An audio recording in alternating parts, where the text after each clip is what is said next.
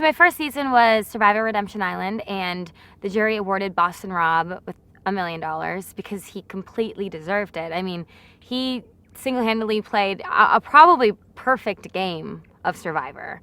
And even though he blindsided me, I still liked the guy, and I didn't feel too bitter at all. So I was super stoked to give Boston Rob $1 million. And then my second season, John Cochran won, and I was aligned with him through most of the game, and then he blindsided me. But, you know, everything he did made sense. That was the time to take me out, for sure. And John Cochran brought two people that didn't really have a chance to the final three, and he won. And it felt good to give him the $1 million. This situation was just different for me because I felt like I was with Sarah from the beginning as well. Because the other two seasons, I was with the winner from the beginning. I was in their alliance. So in this situation, I was with Sarah from day one. But I kind of found out later that I don't think Sarah liked me the whole game. After I was voted out, she was swearing how much she hated me. And so look, like, obviously I'm a kind of person, like, I like to be liked, but this is Survivor, who cares if she likes me, it doesn't matter. But it just kind of shows me that she was playing me from the actual beginning. Like, she convinced me that we were friends, and really, she couldn't stand me.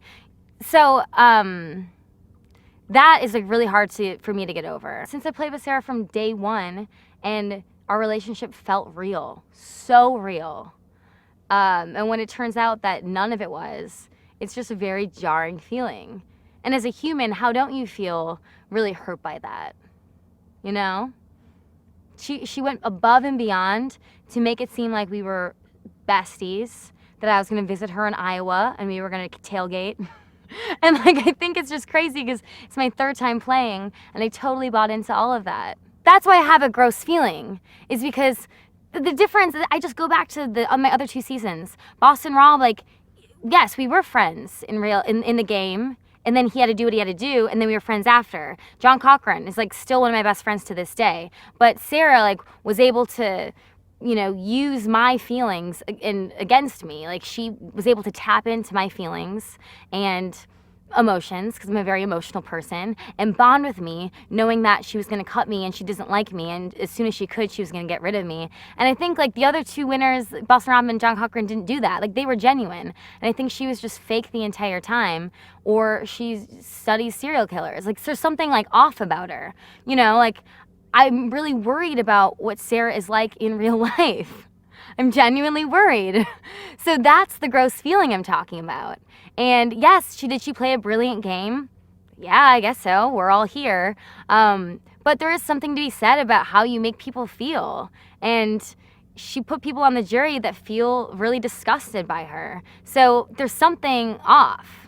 So I don't think she played a perfect game. There's something off. And it's really hard for me to figure out what exactly it is. But I think it's because she went too far, and that's why people are bitter or feel gross about her, because she did go too far. To choose a good winner, for me, is you have to look at gameplay, and you have to look at the reason everyone on the jury is here. And it's because of Sarah. Everyone here thought Sarah was their best friend. Those words. Everyone here has said that about Sarah, that Sarah's their number one, that Sarah's their best friend. So if you look at that, Sarah really did outwit everybody. You know, she's a really, really good liar, and she has no problem doing that. So I look at that, and that's impressive. It really is. As much as it kind of hurts my soul, I have to admit that she really did a great job blindsiding everybody. You can look at Brad's game, and he played more of a straightforward game, but I'm not super impressed by it. I think Brad got lucky. I think also people see Brad Culpepper and they think he can't win, so in a way, he was kind of dragged closer to the end than I think anyone else had a shot of being dragged. And I didn't have a relationship with Brad. Brad never really went out of his way to form a personal relationship with me. So I think that was, you know, that showed that he kind of didn't understand the game as well. Even if you're not working with someone, you should still try to bond with them. And Brad didn't really do that. And Troy Zhang, I don't even think, had made a decision for himself in this game. So when you look at the three people, it's, for me, I have to give it to Sarah. I don't like her. I'm scared of how she is in real life, if this is how she plays Survivor, but I have to honor the game and admit that she played the best game. It really is swallowing my pride, and that's really hard, but I can't give it to someone like Brad. I'm not impressed by his gameplay. I think he just kind of got lucky. You know, Final Tribal Council for me is an opportunity for stuff to come up, and maybe there's stuff I don't know. And I don't want to say I'm set 100% because it's still Survivor. Even if you're on the jury, it's still Survivor, and there could be things that come up that I had no idea about and that could change my mind.